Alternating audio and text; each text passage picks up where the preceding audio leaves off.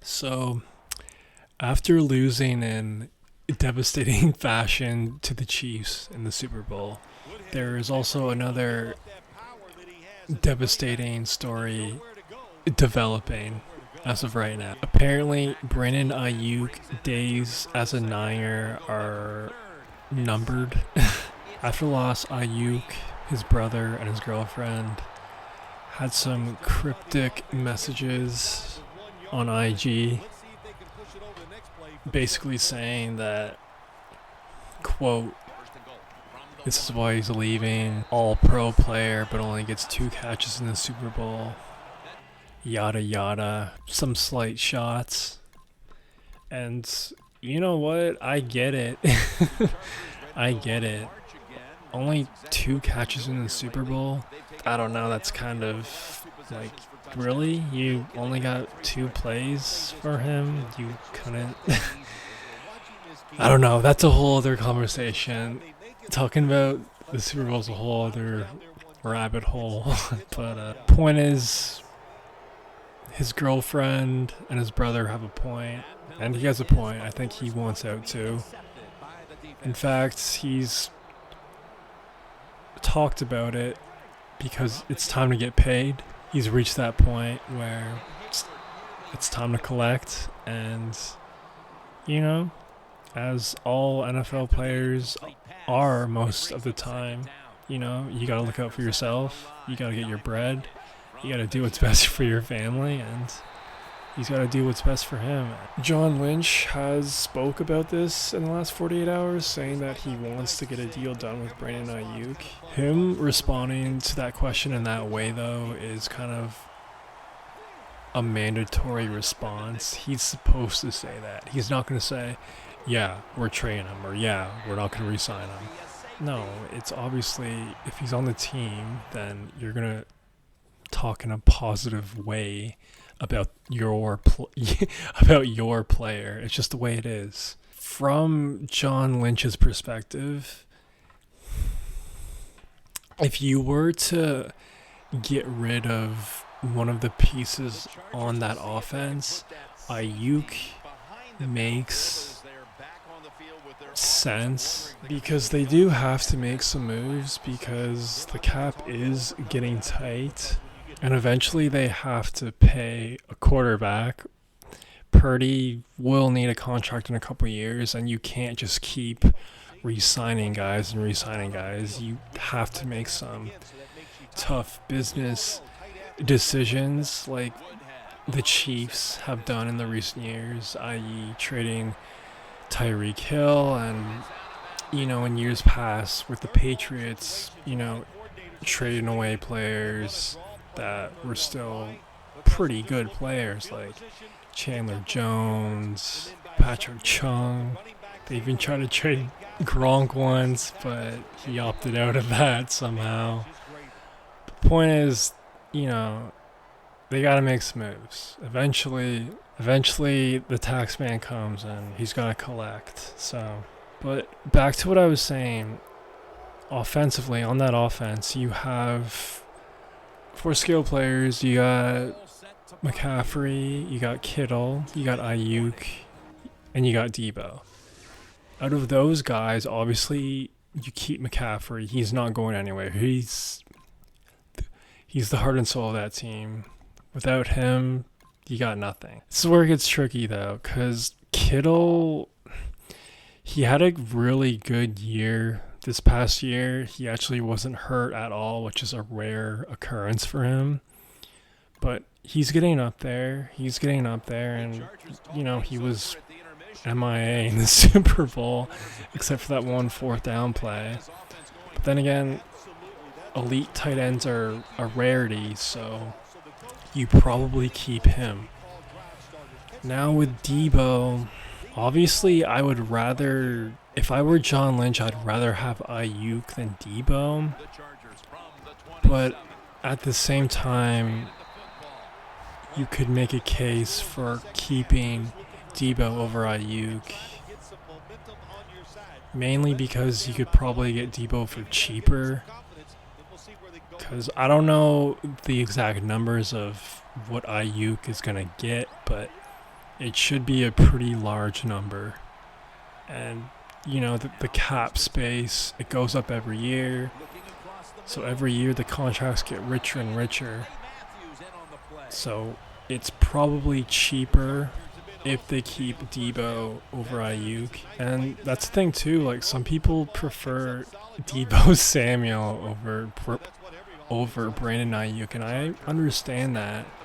He's definitely a momentum shifting player. He's electric. He's so fun to watch. You know, jet sweeps, RB.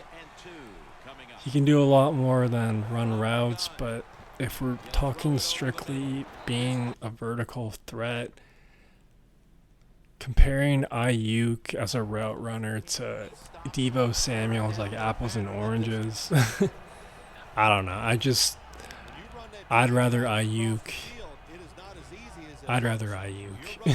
Not only that, but Debo, he's pretty injury prone too, and it makes sense with the way he plays and the way he just runs over people. And I just don't even think it's the move to keep both of them. Like Aiyuk only had 2 catches. Like they didn't even use him in the Super Bowl. Like that's what I mean. Like you don't need a bunch of like skill players on offense to win a Super Bowl. The trenches really matter. Dominating the line of scrimmage really matters. So whatever they do, I think they gotta trade either Debo or Aiyuk. Probably be Aiyuk, because like I just said, it'll be cheaper to keep Debo.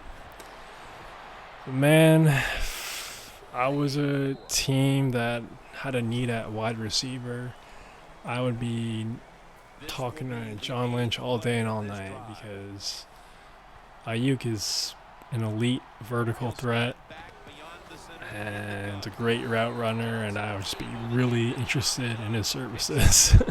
So it'll be an interesting offseason for the 49ers. They also just fired Steve Wilkes, the defensive coordinator. If you didn't see this coming, I don't really know what to say. It is a major glaring red flag when you start off in the booth and then you got to come down to the sidelines in the middle of the year. That's just a clear indication of it's just not working out, and we're going to try and we're going to force and we're going to do everything we can to makeshift and glue things together and just try to make it to the finish line. And that's what they did.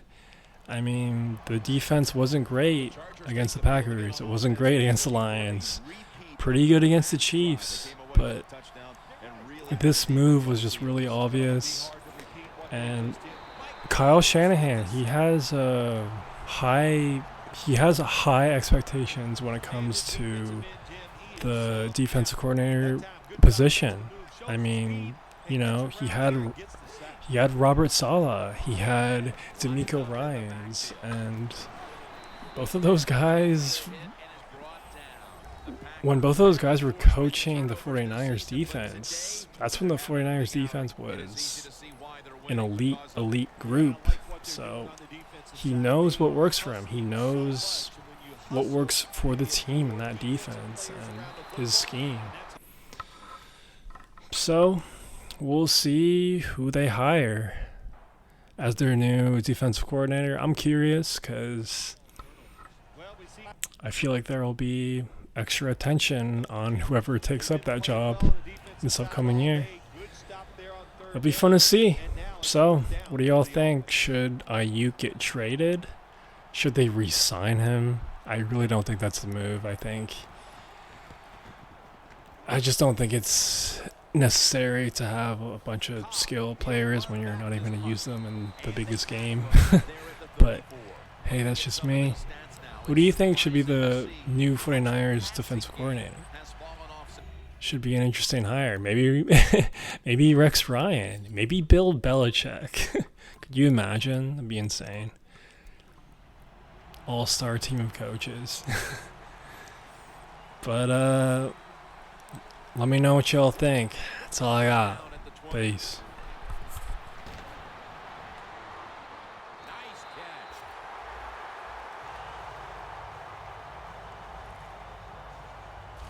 We all know the situation here. It's a close game in the second half, and you're losing, but you pick up a first down. Oh, my gosh, that opens up many more possibilities what you can do on the offensive side. Good job by the offense. Ladarius Green comes away with the catch. The Packers haven't had a great pass rush all season, but today it's coming together. They're storming after the quarterback, and it's making quite a difference for this defense. Oh, yes, it's making a difference, all right. Anytime the defense hits the quarterback on a consistent basis, it's going to throw off the rhythm, of course, of the quarterback. But what else are you doing? Touchdown, San Diego.